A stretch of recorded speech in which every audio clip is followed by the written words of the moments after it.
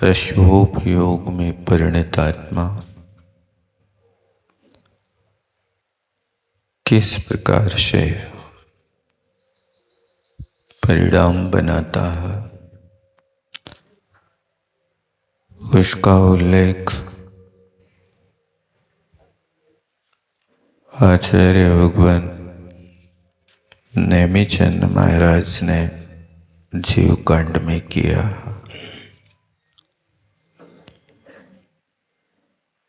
चूंकि सन्ना होती लेशा इन दिवसदाय ये गाथा पंचास्तिकाय में आचार्य कुंद कुंद स्वामी ने दूसरे अधिकार में रखी।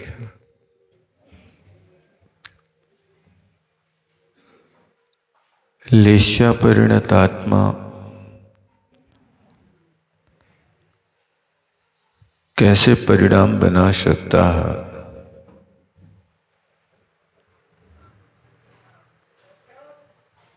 तो उन्हीं लेशाओं को दो भागों में विभाजित किया।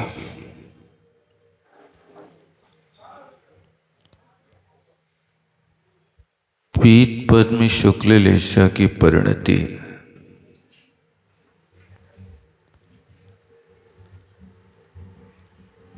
कषाय की मंदता से और परिणामों की अति विशुद्धता से हुआ करती है।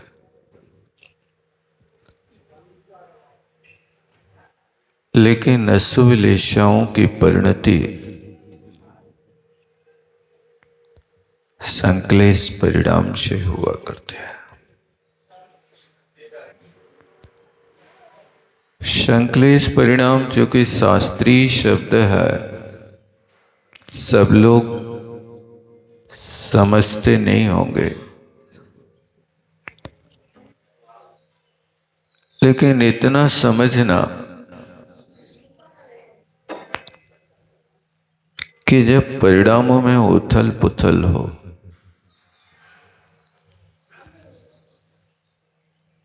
किसी भी कार्य का आप निर्णय लेने में समर्थ ना हो,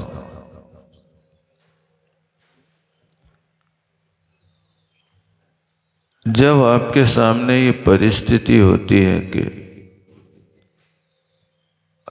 आप अपने मन को दो रूप में विभाजित कर लेता है, ये करें कि ना करें, करें कि ना करें। जब ऐसी परिणति होती है और निर्णय तक नहीं पहुंच पाते हैं, और हृदय में घबराहट होने लगती है, तो उस समय समझना कि अपनी अशुभ लेशा बन रही है।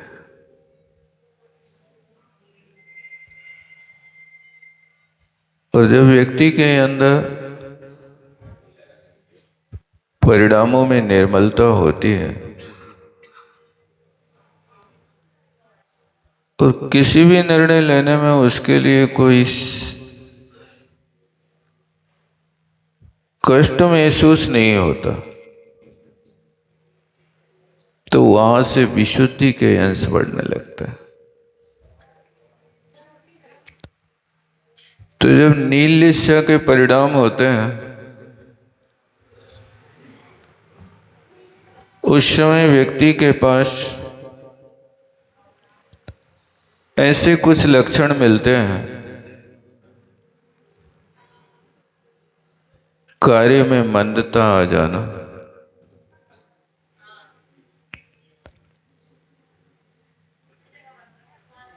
बुद्धि में कोई हेय उपाधि की प्रवृत्ति नहीं होना और निपट अज्ञानी होना,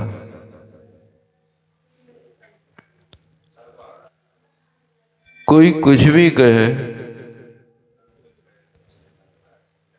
हित की बात को सुनने को, मानने को तैयार नहीं होता।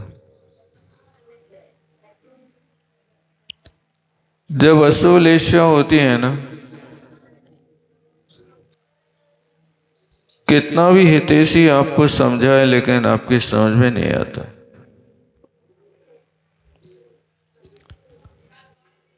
रावण के सामने विभीषण ने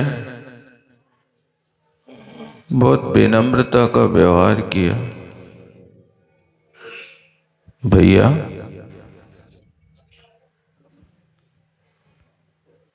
तुम 3 खंड के अधिपति हो,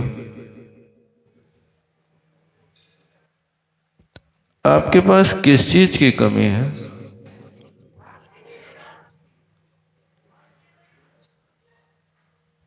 इतने बड़े राजा होकर के तुम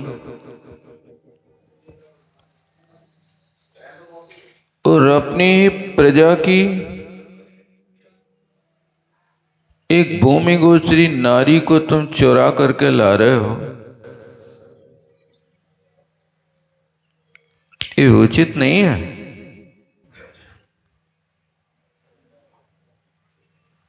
आप याद करो,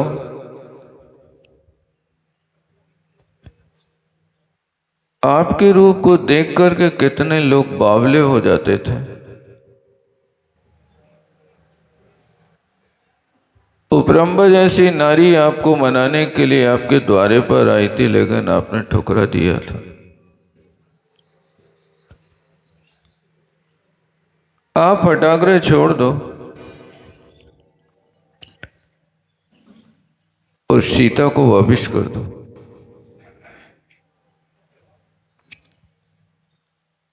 विभीषण की इस सलाह को सुनकर के रावण भयंकर उग्र हो गया।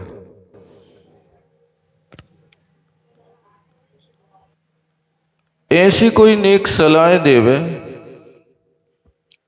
और आपके परिणामों में भी उग्रता होवे तो समझ लेना कि हम अशुभ लिस्सा में आ गए।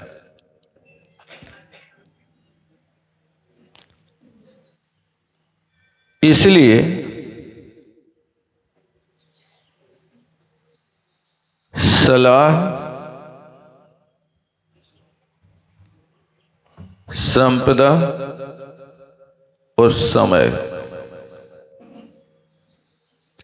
ये 3 चीजें बिना मांगे नहीं देना चाहिए।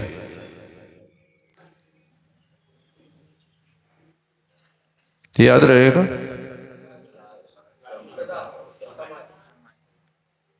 बिना मांगी सलाह देने से कोई इज्जत नहीं होती व्यक्ति की। कई लोग बिना मांगी सलाह देने लगते हैं तो फिर वो उपेक्षा कर देता है, और उपेक्षा करता है तो बुरा लगने लगता है।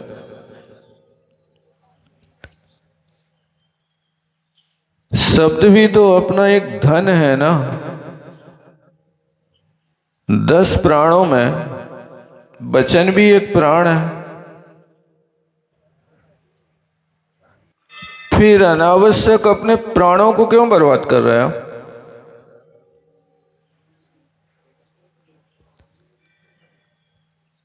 अपने प्राणों का उपयोग तो वहां करो जो व्यक्ति आपकी बात मानने को तैयार हो और उसका हित हो रहा हो। जैसे शेर के लिए मुनि महाराज ने बिना याचना के उपदेश दे दिया था, लेकिन शेर ने याचना नहीं की, किंतु महाराज के उपदेश को उसने इतने अच्छे से श्रवण किया था कि वो भव्य आत्मा मिथ्यात्व को छोड़ करके सम्यक दृष्टि बन गए और वहां से उसका मोक्ष मार्ग प्रारंभ हुआ और वो 10 भव के बाद महावीर बन गया। काश ऐसे स्थान पर यदि आपको कोई उपदेश या सलाह देना पड़े तो दे देना, लेकिन ऐसे स्थान पर यदि सलाह दो कि रावण के लिए विभीषण ने सलाह दी तो रावण ने उसको तलवार निकाल ली। ऐसी कभी सलाह नहीं देना चाहिए। इन वचनों को संभाल करके रखना चाहिए। जो व्यक्ति कम बोलते हैं, मौन की साधना रखते हैं, भी व्यक्ति यदि दीक्षा लेकर के साधना करते हैं तो उनकी उन मौन की साधना से वचन बल रिद्धि प्राप्त होती है।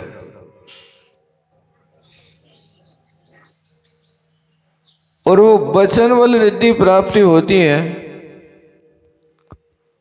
तो उनके वचनों में वो अमृत घोरा होता कि कर्णप्रिय तो होते हैं, लेकिन अपने मुख से कह दें कल्याणम भूयात् तो उस व्यक्ति का कल्याण हो जाए। ये वचन बल रिद्धिधारी मुनि महाराजों के मुखारविंद से निकलता है तो पापी भी परमात्मा बन जाता है। इसलिए बिना मांगी कभी सलाह नहीं देना चाहिए। यहां तक कि आपके बेटे, परिवार के लोग आपकी बात को यदि स्वीकार नहीं करना चाहते हैं और वो कहते हैं कि पापा तुम बोलते हो तो मेरा माथा दर्द करने लगता है,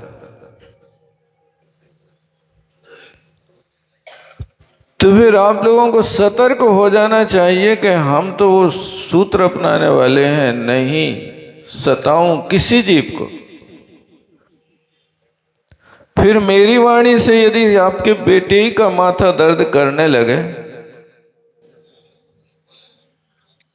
तो फिर हाथ जोड़ करके कहो कि हे परमात्मा, आज से हम मौन ही धारण करें। इसलिए बिना मांगी सलाह नहीं देना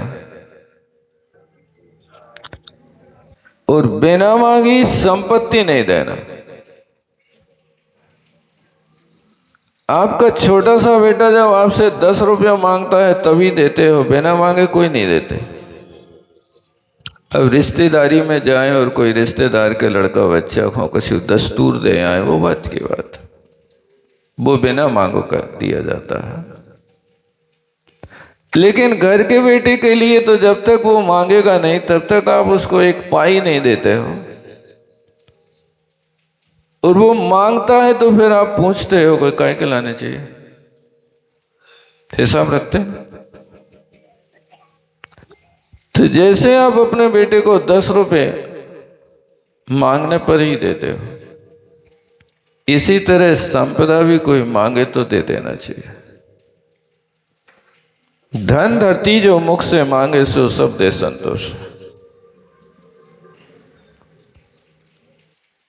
तो तीसरी बात है समय।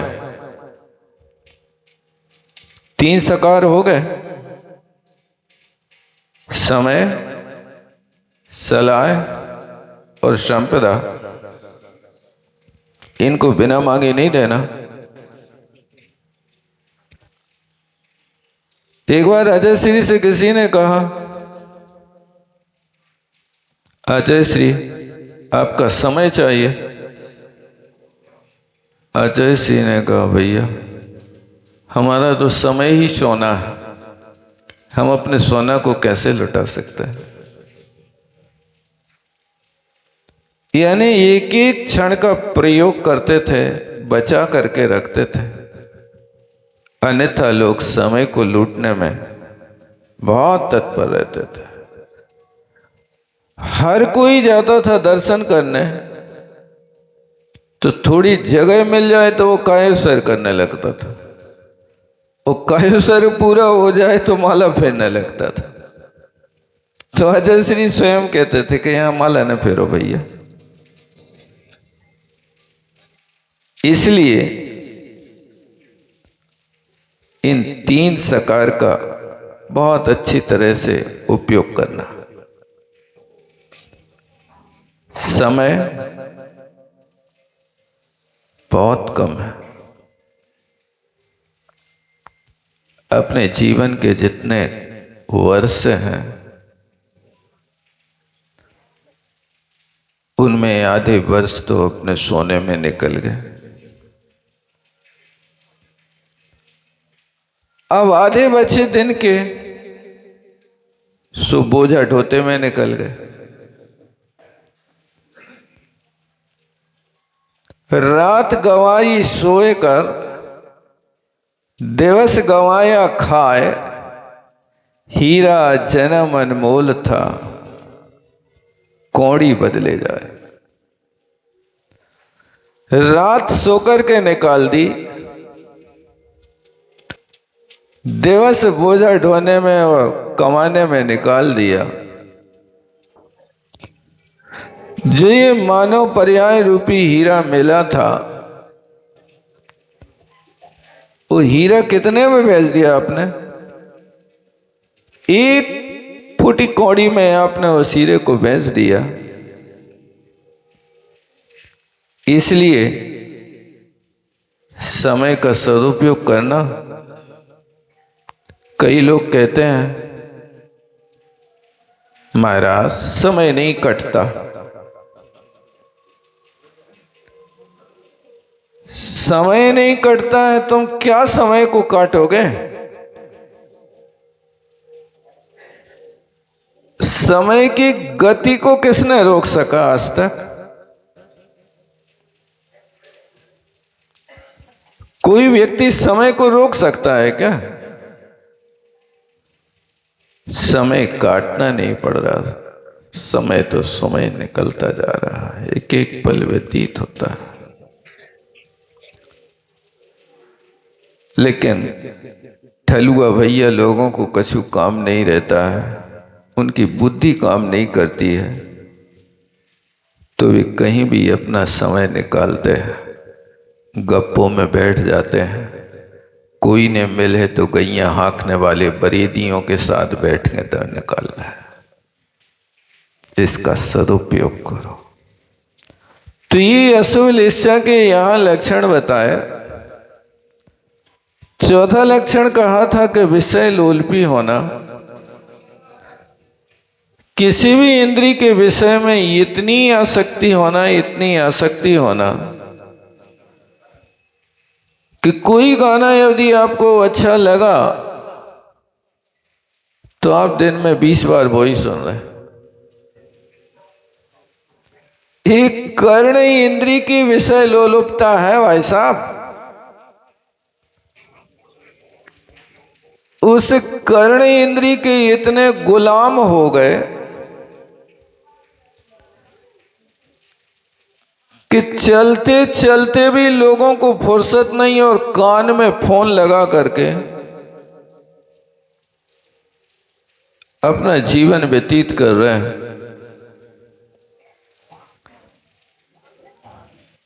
इसको आप समझ नहीं रहे कि इंद्री की गुलामी है। यहां गाड़ी भी चल रही है, वहां ईयरफोन भी लगा है। आप गाड़ी चला रहे हैं कि फोन सुन रहे हैं? दो काम एक समय में नहीं हो सकते भैया। आचार्यों ने कहा है एक समय में एक ही इंद्री का व्यापार होगा। दो व्यापार कभी कोई कर नहीं सकता। हिंदी में भी कहते हैं दो ही काम नहीं होए सयाने, विषय भोग और मोक्षोचान। ये दो काम कभी होते नहीं हैं। इसलिए इन इंद्रियों के ऊपर कंट्रोल करना। ये 4 लक्षण तो अपन ने कल पढ़ लिए थे। और भी इंद्रियों के असंख्यात लोग प्रमाण भेद होते हैं। आचार्य महाराज ने, तोमर स्वामी महाराज ने इतना कहा, मनोज्ञा मनोज्ञेन्द्रिय सुइंद्रिय वर्जनानि पंच।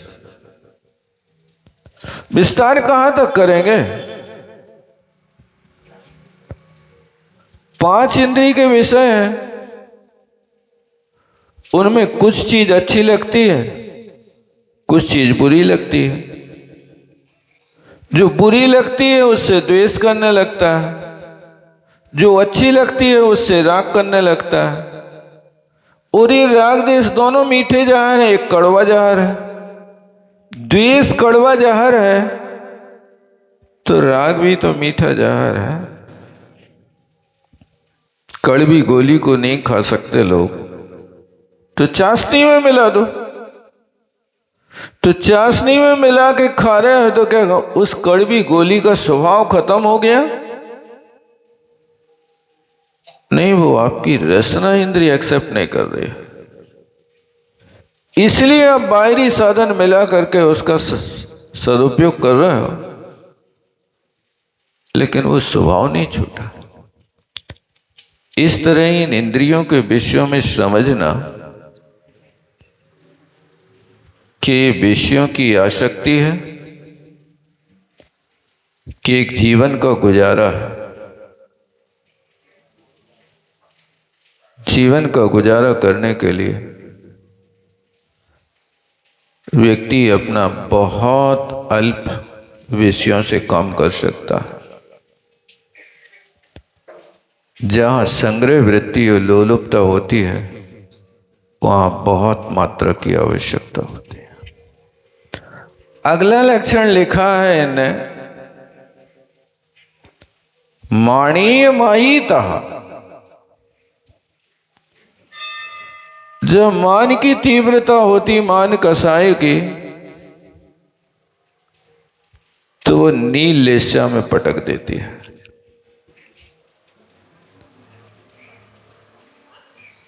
कौन सी वस्तु का मान कर रहे हैं आप?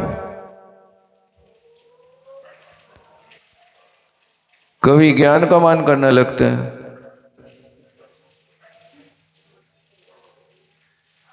मंदिर में यदि किसी व्यक्ति ने टेबल पर रखी जाने वाली कटोरी को यदि वेदी पे रख दिया तो ऐसी बातें सुनाता है, कुछ नहीं जानते, इतना विवेक नहीं, ये कहाँ रखी जाती है। अब तुम्हें यदि ज्ञान और विवेक है तो दूसरों को काहे हो धमका रहे भाई साहब? उसने वेदी पे रख दी, यदि वो कटोरी तो उठा के तुम टेबल पे रख दो, लेकिन भगवान के सामने, सर्वज्ञ के सामने अपनी सर्वज्ञता प्रकट करता है कि हम सब कुछ जानते, तुम कुछ नहीं जानते, तुम निरा मूर्ख। वो भले ही मूर्ख व्यक्ति होकर के भी लेस्या बदल ले, उस शुभ लेस्या में आ जाए, लेकिन आपने जो संकलेश कर लिया है, आपकी लेस्या बदल गई। क्या करें तो बोले ना, उपदेश भी तो एक मिष्टाक्षरों में दिया जा सकता है। सीख को हमेशा कड़वे अक्षरों में देना ये अज्ञानियों की बात होती है। ज्ञानी व्यक्ति तो अपना काम हमेशा मुस्कुरा करके करता है, मान नहीं करता, हटा कर नहीं करता। एक बार की बात, एक छोटा सा बालक था, गरीब था,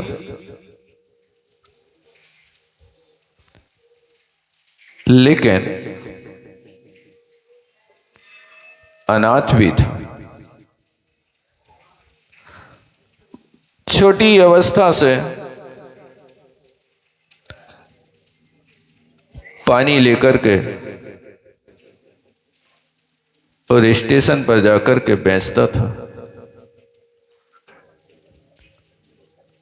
ट्रेन खड़ी होती थी तो ट्रेन के भीतर भी चला जाता था,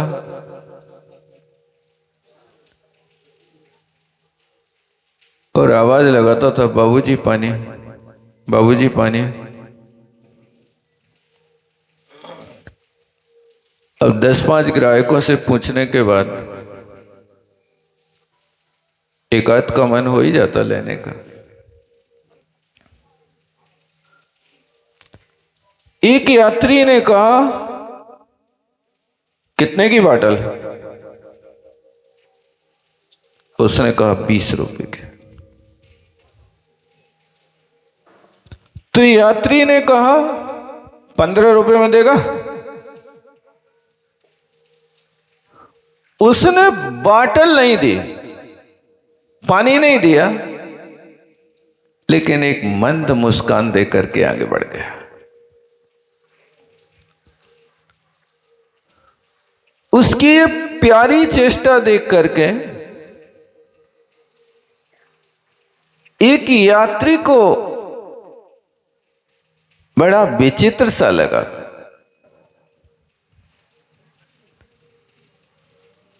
जब वो ट्रेन से उतरा तो वो यात्री भी उसके पीछे उतरा और उसने उस बच्चे से पूछा, बेटा, उस यात्री के लिए आपने कुछ भी बातचीत नहीं की, मुस्कान देकर के आगे बढ़ गए। आप अपना व्यापार क्या एक बात में ही करते हैं, मोल भाव नहीं करते हैं? उस बच्चे ने बहुत प्यारा उत्तर दिया। उसने कहा, अंकल जी,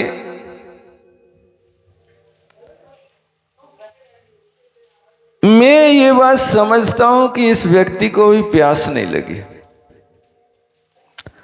जिस व्यक्ति को प्यास लगती है वो पहले बाटल हाथ में लेता है, बाद में पैसे की बात करता है।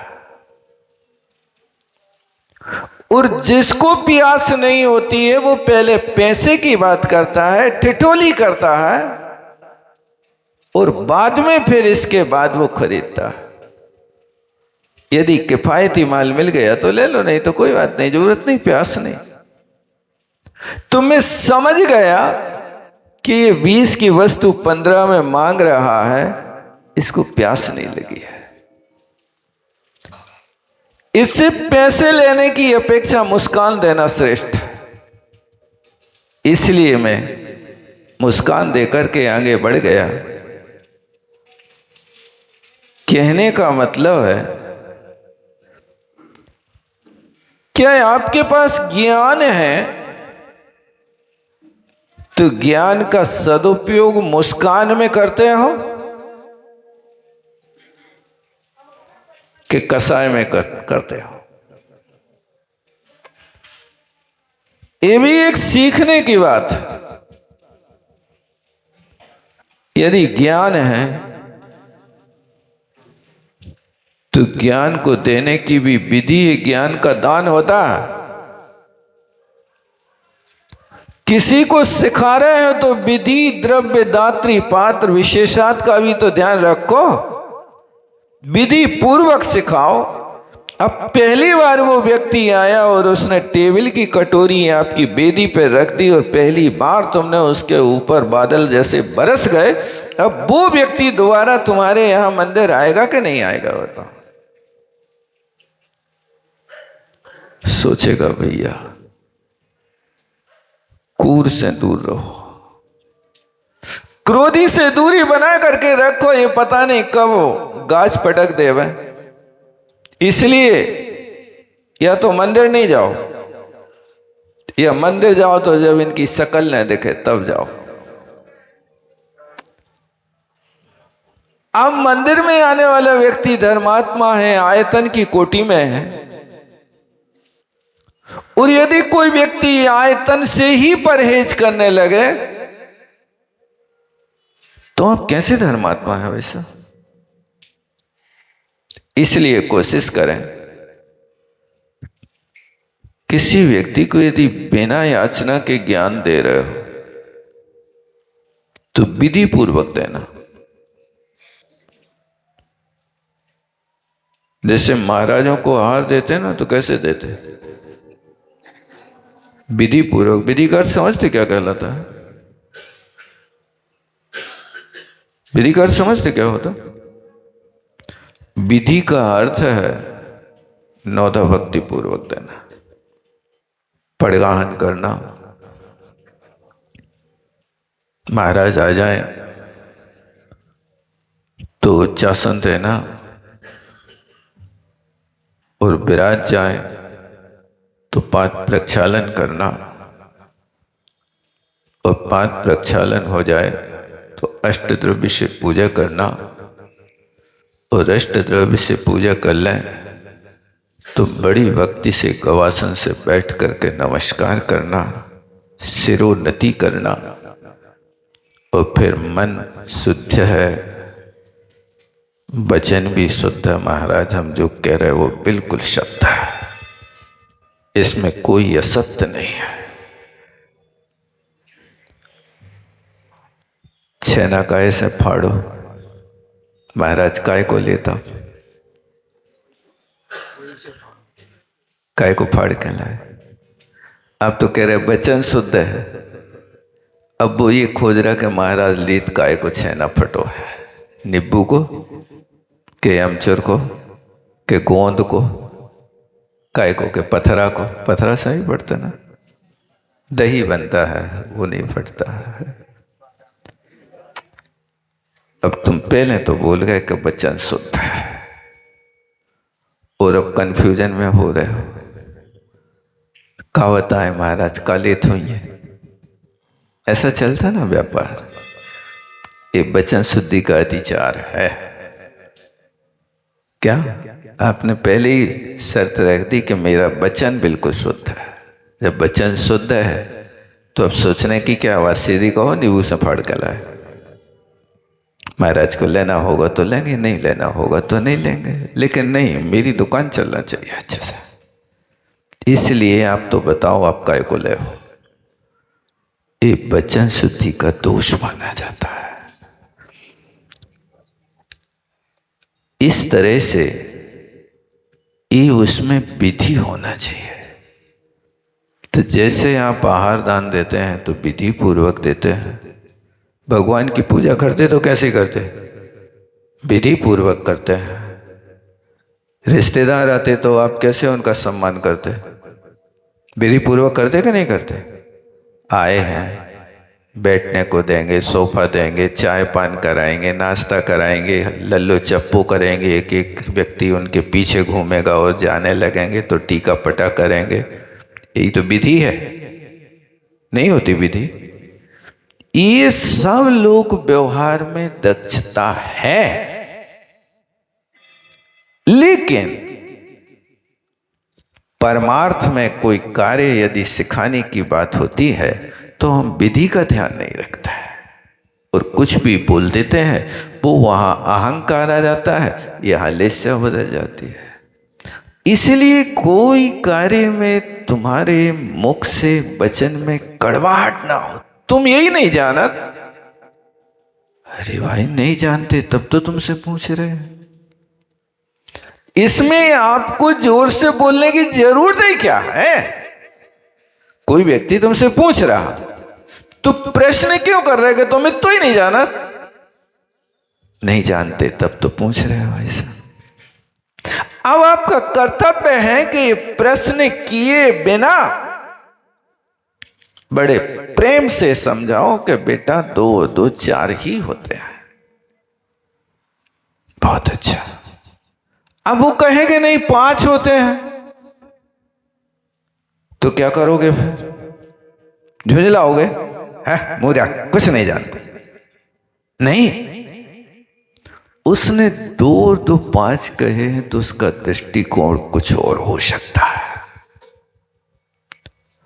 2 में 2 का गुणा करने से तो 4 होते हैं, लेकिन 2 गुणे 2 और बीच में और शब्द से एक और ले लो तो 5 हो जाएंगे।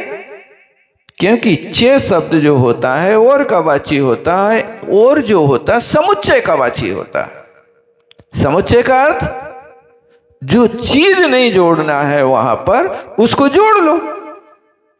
ऐसा भी तो संभव है, नहीं है? आप न्याय व्याकरण पढ़ोगे तो पता चल जाएगा। तो आप एकांत से कह रहे हैं कि तुम बिल्कुल मूर्ख हो। दो पांच कौन से मूर्ख पंडित ने पढ़ा था तुम्हें? अब तुम अपनी मूर्खता प्रदर्शित कर रहे हो कि दूसरों को मूर्ख कह रहे हो। यही अनेकांत है। उसको भी स्वीकार विवक्षा के भेद से, हाँ भैया हमने 2 गुणित 2 4 पढ़े हैं, 5 यदि होते हैं तो संभव है, लेकिन आप बता दीजिए कौन सी मेथड है। तो वो आपको बता देगा कि और शब्द से एक और ले लो। और का कोई ठोर नहीं होता, तुम्हें जितने चाहे उतने ले लो। इस तरह से ये अनेकांत पद्धति जब आती है तो किसी प्रकार का मान नहीं होता। इसलिए किसी भी कार्य में, चाहे ज्ञान का हो चाहे प्रतिष्ठा का हो, आपकी प्रतिष्ठा है तो आप किसी छोटे व्यक्ति को, गरीब व्यक्ति को आप समझते कि तो कुछ नहीं है, ये बिल्कुल गलत है। आपकी प्रतिष्ठा है, आपकी पूजा है, तो आपकी प्रतिष्ठा बढ़ाई किसने है? वही गरीब व्यक्ति, तो वही छोटा व्यक्ति तुम्हारे सामने हाथ जोड़ करके खड़ा है, तब तो तुम्हारी प्रतिष्ठा है, अन्यथा कौन पूछ रहा है तुम्हें? आचार्य श्री कई बार कहा करता था, मैं बड़ा नहीं हूं, इन सब लोगों ने मुझे बड़ा बना दिया।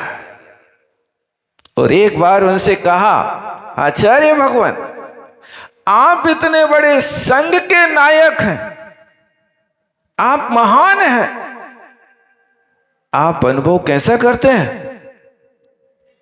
आचार्य श्री ने कहा, भैया मैं नायक नहीं हूं, मैं तो ज्ञायक हूं। ज्ञायक में और नायक में अंतर समझते कि नहीं समझते?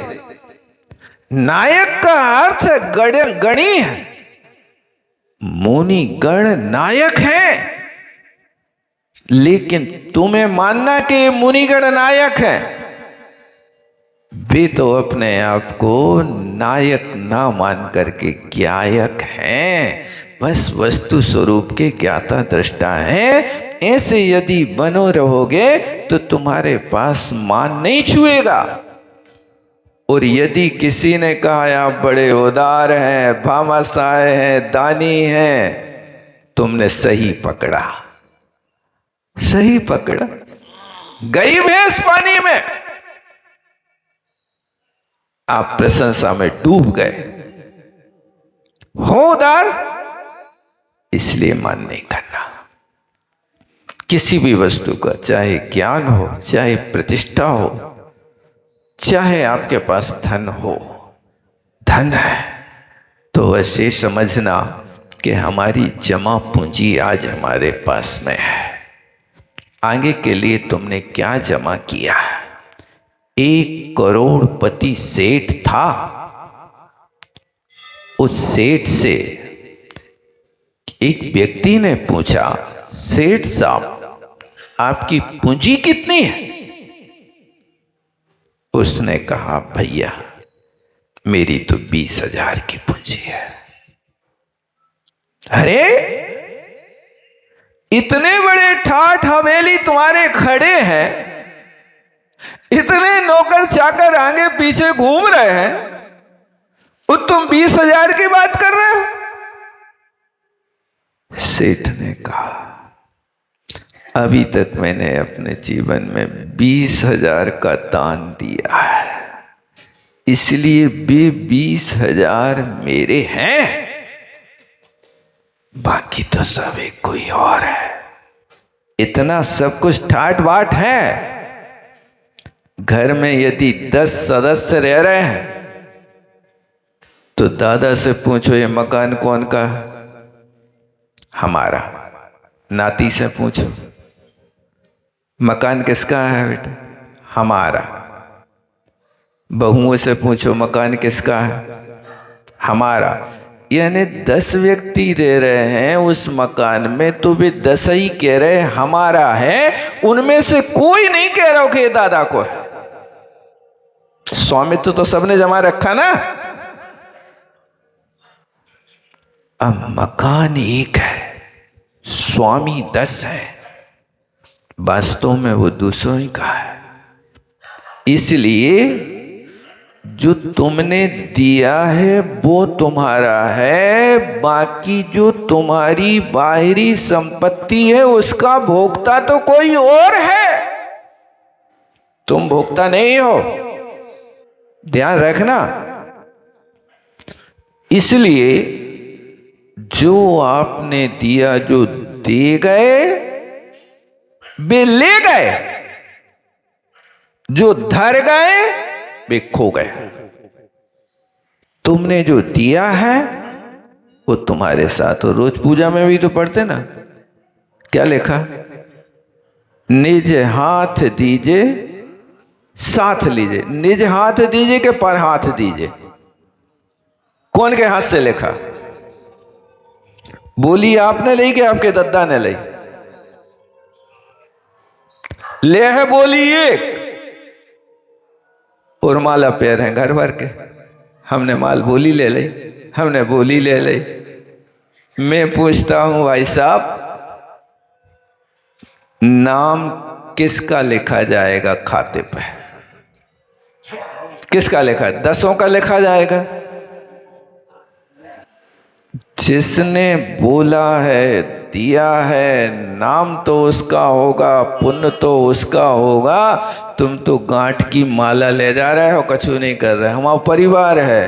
अब ये तो तुम्हारी आदत पड़ गई, सब जगह परिवार। पारसनाथ की टोंक पे भी जय हो तो हम आओ, हमारे बेटा को, पत्नी को, परिवार को, गांव को, सबको लपेट के रख दे भगवान के चरणों में। सबको नमस्कार। उदारता तो है, लेकिन सोचो तो कि तुमने उनको संदेश से खेती करा दी। पारसनाथ आशीर्वाद दें तुम्हारे लाने के, हाँ तुम घरे बैठे रहो और हम आशीर्वाद दे दें। तुमने नमोस्तु तो भेज दी थी। पहले के लोग तो कम से कम जाते थे शिखर जी तो भी एक एक नरियल दे देते, हमारा नरियल चढ़ा दियो। अब तुमने नमोस्तु भेजी कि नहीं भेजी? नरियल भेजो कि नहीं भेजो? लेकिन तुम लगे हो कि भगवान हम आओ, हमारे परिवार को, हमारे गांव को, हमारे पूरे देश को, सबको नमस्कार है। बहुत अच्छा है। ध्यान रखना, एक कर्म बंध की व्यवस्था है। जो करेगा वो ही मिलेगा। तुम्हारे संदेश देने से आशीर्वाद पारसनाथ देने वाले नहीं है, इस बात को ध्यान रखना। आप स्वयं भोजन करेंगे तो पेट तुम्हारा भरेगा। तुम भोजन करो और बेटा को डकार आ जाए, ऐसा कर्म सिद्धांत में होता नहीं है। बोलो आचार्य गुरु विद्यासागर जी महाराज।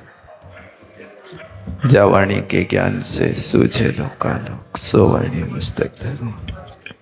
हे जनवाणी भारती तो जो तेरो शरणा गए सो पावे। देव बचो